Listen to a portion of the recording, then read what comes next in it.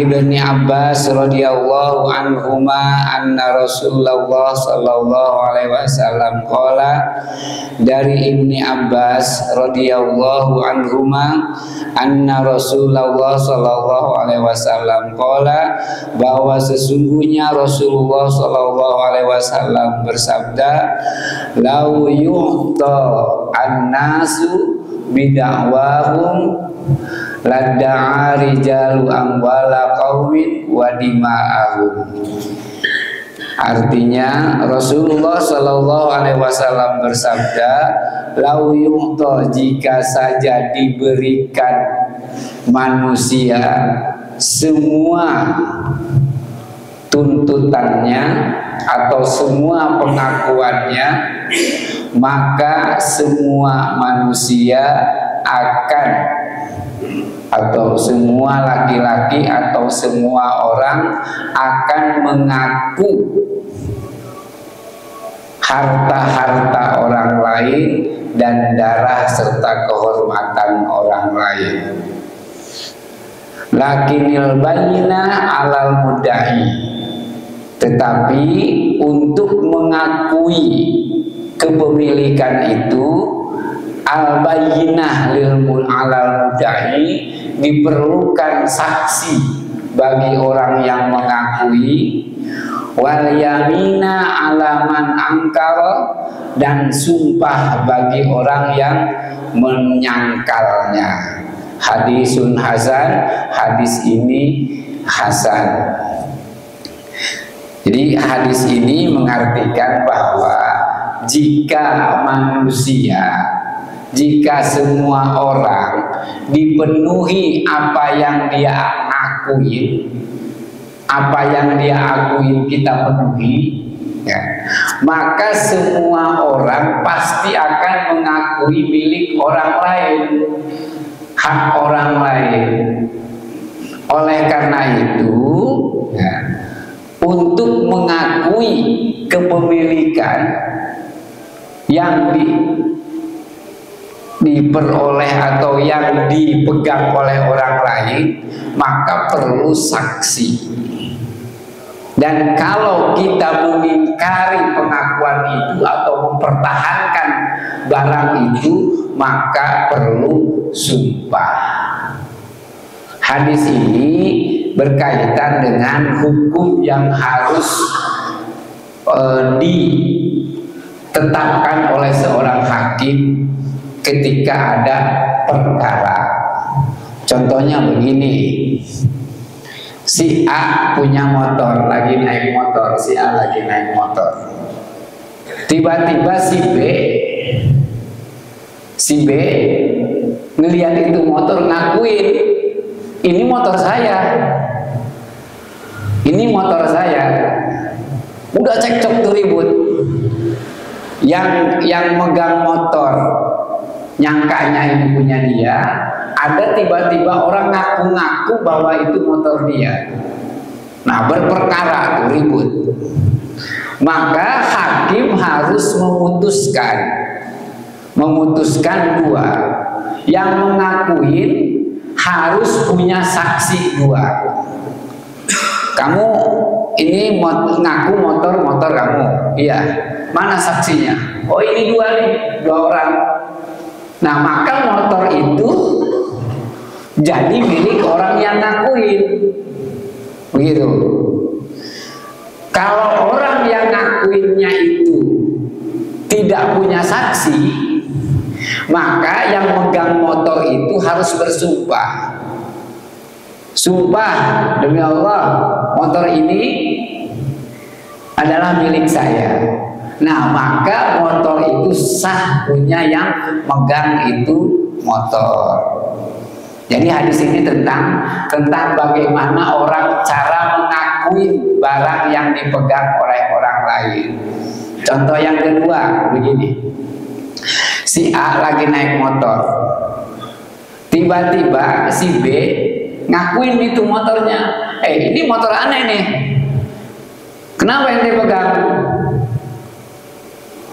Padahal si A ini motor dia beneran, dia yang beli, dia punya BPKB-nya, dia punya STNK-nya, dia yang beli, dia yang merasa memang punya beli. Nah tapi si B tiba-tiba ngakuin, oh ini motor aneh nih.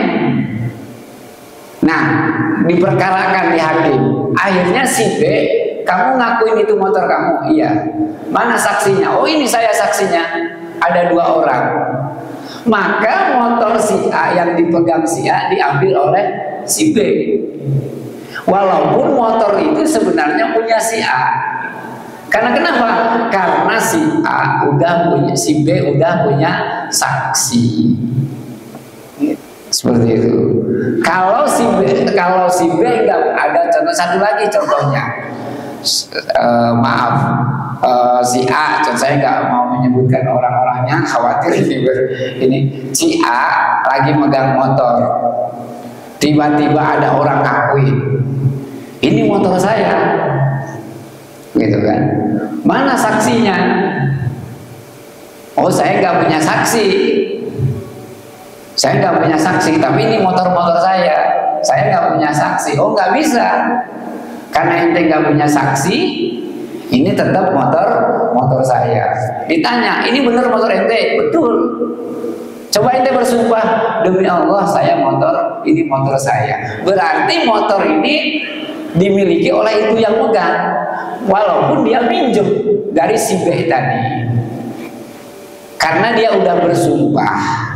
Kalau orang yang megang itu cukup bersumpah. Karena kenapa? Karena dia udah kuat, barang ada di dia.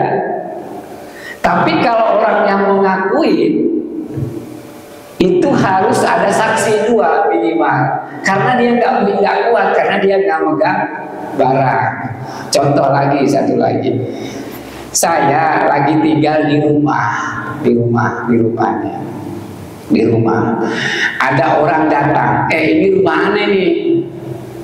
Loh, siapa bilang rumah aneh? Rumah ente? Iya ini rumah aneh. Mana saksinya ente? Harus ditanya, mana saksinya? Oh ini saksinya nih. Ini saya punya saksi nih. Bahwa ini yang ente isi ini rumah aneh, ente kontrak sama aneh. Mana saksinya? Ini saksinya. Padahal si saksi ini dibayar sama dia, dibayar sama si yang ngaku itu. Oh bener, anak saksinya, ini rumah dia. Maka saya kalah, rumah saya harus serahkan karena dia bawa saksi. Seperti itu. Karena dia bawa saksi 2, maka pengakuan sah. Itu di dalam agama Islam. Urusan dia jujur apa enggak jujur itu urusan Allah. Padahal si saksinya kan bohong, dibayar sama dia supaya bersaksi bahwa ini rumah dia. Nah itu tetap si yang punya yang ngisi rumah itu harus menyerahkan rumahnya ke orang yang ngaku itu, walaupun dia berbohong, tapi dia punya 2 saksi. Urusan dia berbohong, urusan saksinya saksi palsu, itu urusan Allah. Nah itu hukum yang diajarkan oleh Rasulullah. Kenapa nggak adil? Kok kesannya nggak adil banget? Ya karena urusannya nanti dengan Allah. Seperti itu. Jadi ini berkaitan dengan bagaimana kita menentukan tentang saksi dan tentang persaksian atau tentang sumpah. Makanya saksi ini saksi ini kan yang berbohong baik itu dosanya besar. Contohnya gini, pemilu nih, dalam pemilu itu kan biasanya kan ada saksinya tuh. Kalau saksinya berbohong, yang menang kan bisa kalah, yang kalah bisa menang kan. Nomor 1 sah, padahal nomor 2 nggak sah, padahal nomor 2 beneran. Jadi nah akhirnya yang tadinya mesti menang jadi kalah, yang tadinya kalah jadi menang gara-gara saksi palsu. Makanya saksi palsu itu sangat bahaya, sangat dosanya sangat besar. Rasulullah SAW pernah bersabda, "Ala unabbiukum bi akbaril kabair." Kamu mau nggak saya kasih tahu tentang dosa yang paling besar di antara dosa terbesar? Jadi dosa udah besar, tapi dia paling terbesar. Apa dosa yang paling terbesar itu? 3, asyirku, syirik kepada Allah. Yang kedua, hukukul walidain, yaitu apa namanya hukukul walidain itu? Durhaka kepada orang tua. Durhaka kepada orang tua itu dosa peringkat kedua setelah syirik. Karena kenapa? Dia sama orang tua saja yang jelas-jelas mengurus dia, ketahuan dari kecil, dari sejak hamil sampai besar, dia durhaka, apalagi sama orang lain, nggak bakal berterima kasih. Apalagi sama penciptanya yang nggak nyata-nyata kelihatan, sama orang tuanya aja yang kelihatan, ngasih makan dia tiap hari, dia durhaka. Apalagi Allah yang tidak kelihatan, yang menafkahkan dia.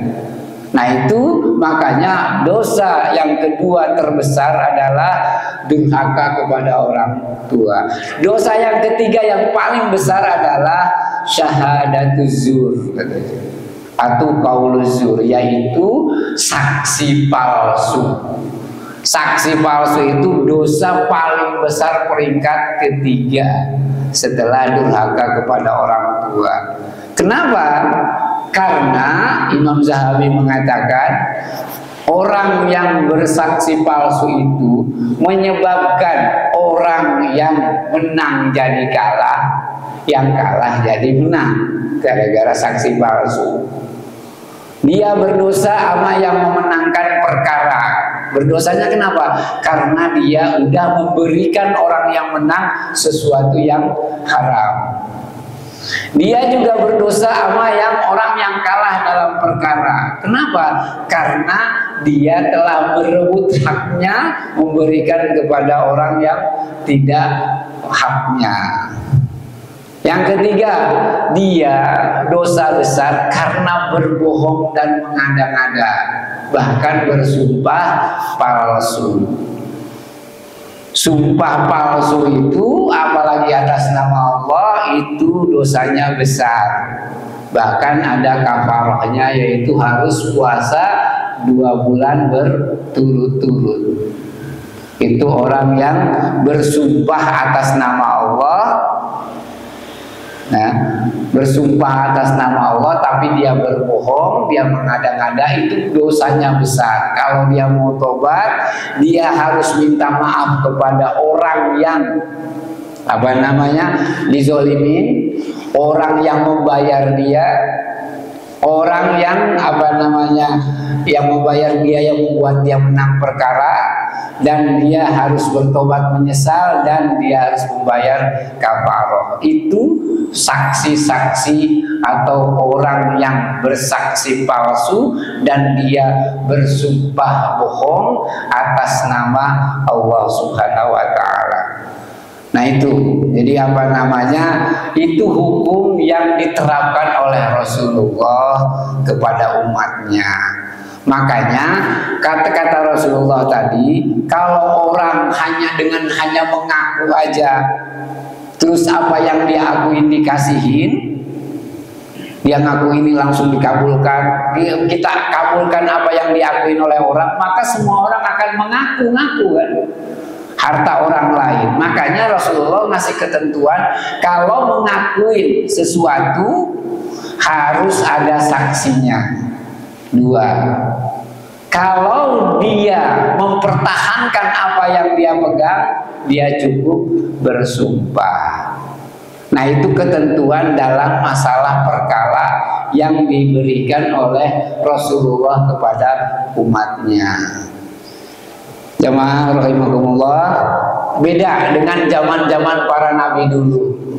Kalau zaman-zaman para nabi dulu itu, contohnya ada, katakan Nabi Ibrahim, ada 2 orang bermasalah. Yang satu contohnya ini punya kambing, yang satu ngakuin kambing orang. Satu punya orang kambing, tiba-tiba ada orang yang mengakui bahwa itu kambing dia. Ribut. Nabi Ibrahim untuk menyelesaikannya itu, kedua orang itu tangannya suruh dipegang di api, suruh di sate ya. Jadi tangan yang mengakui, contohnya tangan yang mengakui bahwa itu kambing dia, maka suruh di bara api. Kalau kebakar tangannya, maka orang itu berbohong. Kalau enggak terbakar tangannya, maka orang itu yang benar. Contohnya begini, ini ada satu kambing, yang ini ngaku, maka dipanggil dua-duanya. Suruh tangannya ditaruh di atas api, yang terbakar tangannya, maka itulah yang berbohong. Berarti kambing itu dimiliki oleh orang yang tangannya tidak terbakar. Itu ketika zaman Nabi Ibrahim. Jadi langsung. Kalau dulu, kalau zaman Rasulullah, semuanya yang berbohong dan berbohong diserahkan pada Allah. Kalau zaman dulu langsung. Contohnya Nabi Musa. Kalau Nabi Musa itu, kalau ada satu sapi, contohnya ada satu sapi, seekor sapi. Orang ngaku, yang A ngaku ini sapi dia, yang B ngaku sapi dia juga. Nah, maka Nabi Musa nyuruh orang itu megang tongkatnya. Kan mukjizat Nabi Musa itu kan tongkat. Kalau tongkatnya itu gemeteran, kayak bergetar-getar, maka orang itu berbohong. Berarti sapi itu punya orang yang satu lagi yang disuruh juga untuk megang tongkat itu, dan tongkat itu nggak akan bergerak. Karena memang dia jujur, dia benar bahwa sapi itu punya dia. Itu zaman Nabi Musa. Zaman siapa lagi?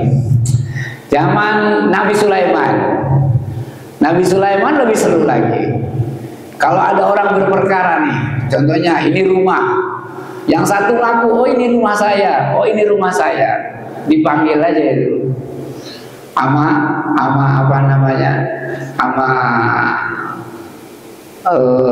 Nabi Sulaiman. Maka disuruh yang mengakuin itu, kalau ini punya kamu, ya oke, kita buktikan. Nah, datang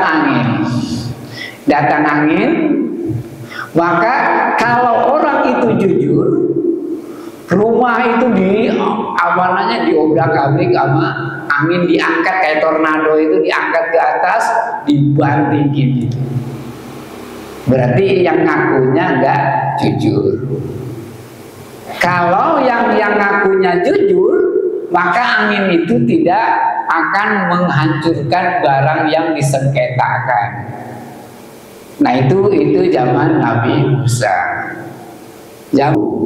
Zaman Dzulkarnain beda lagi. Kalau zaman Dzulkarnain orang bermasalah.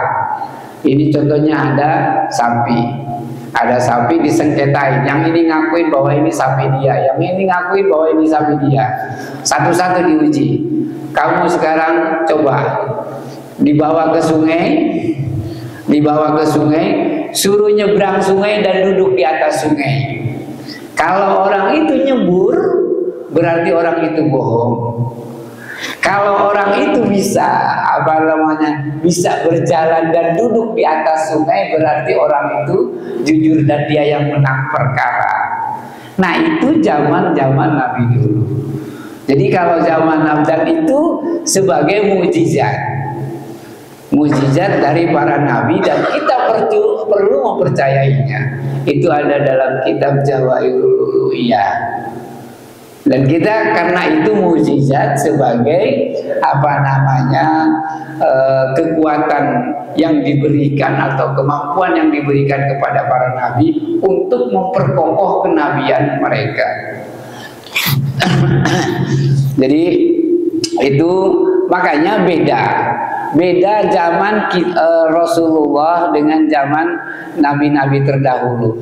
Zaman nabi terdahulu, kalau orang berdosa itu langsung diazab kan? Contohnya zaman Nabi Daud.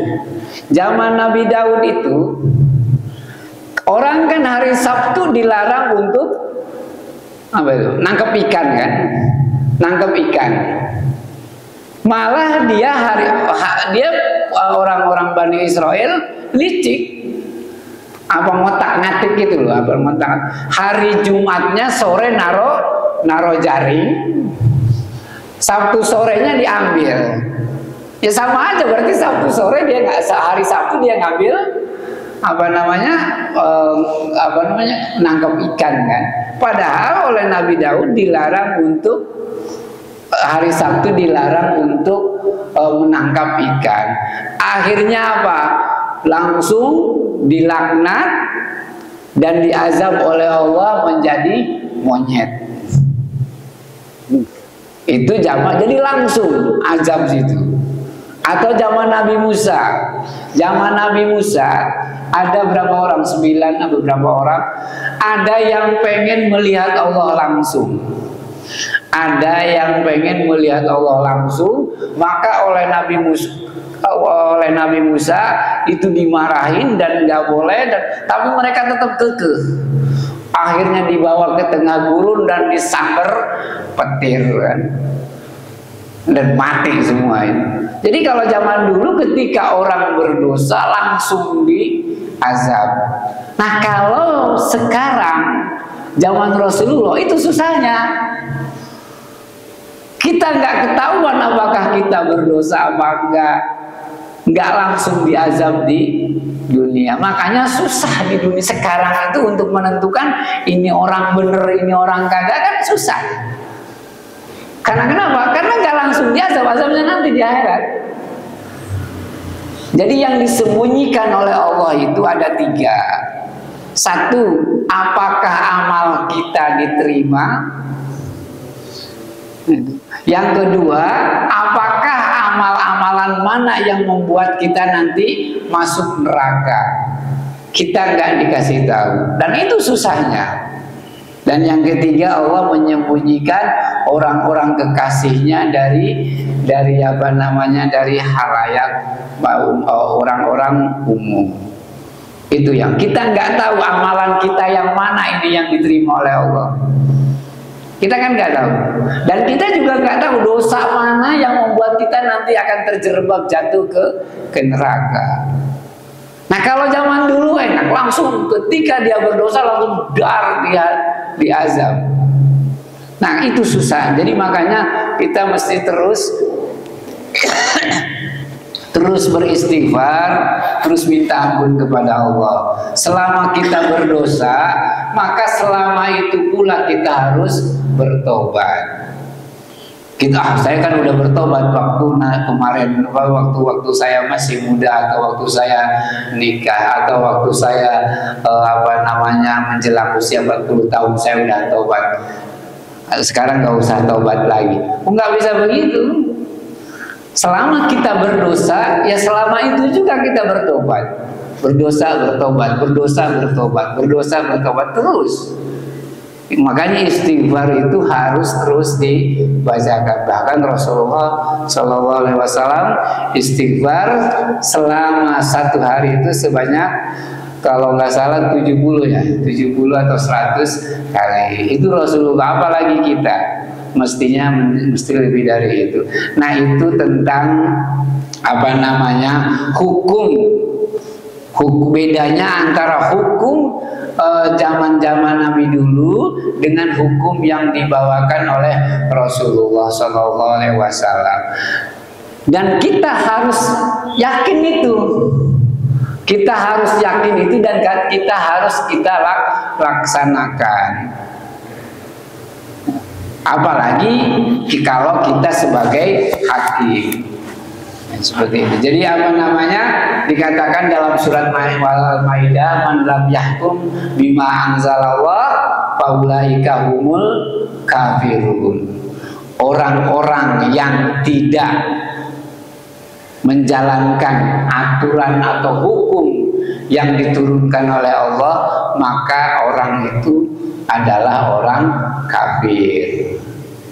Artinya begini, kita harus sadar, kita harus akui bahwa hukum apapun yang ada di dalam Al-Quran itu adil dan itu benar.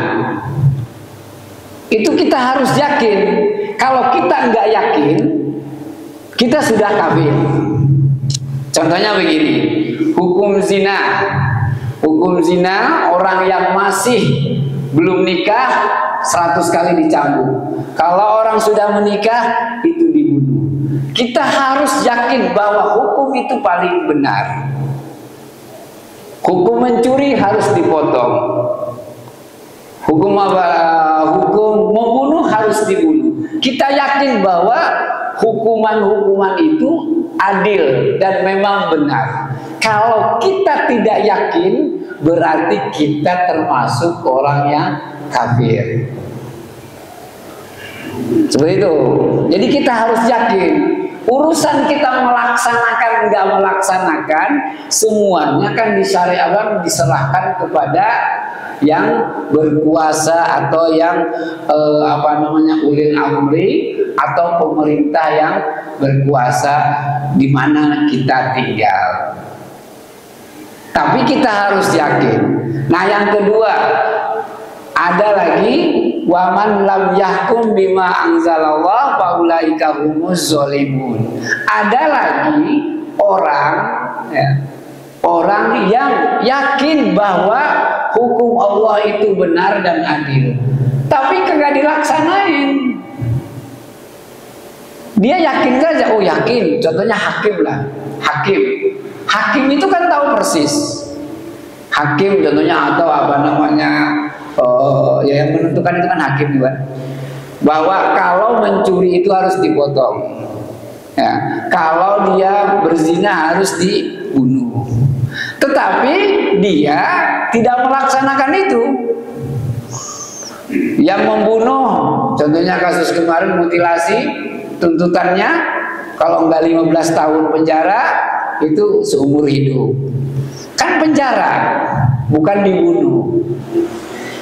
Nah, tapi dia yakin bahwa hukum Allah itu harus dibunuh orang yang membunuh. Tetapi dia malah memvonis orang yang membunuh cuma 15 tahun. Karena mungkin itu karena sudah ada aturan undang-undang yang harus dilaksanakan, yaitu undang-undang positif. Tapi dia mesti tetap yakin bahwa hukum yang paling benar adalah hukum yang ada di dalam Al-Quran. Jadi itu golongan-golongan, dan itu termasuk orang-orang yang menzolimi dirinya sendiri karena tidak menghukumkan hukum dengan hukum yang diberikan oleh Allah Subhanahu wa Ta'ala.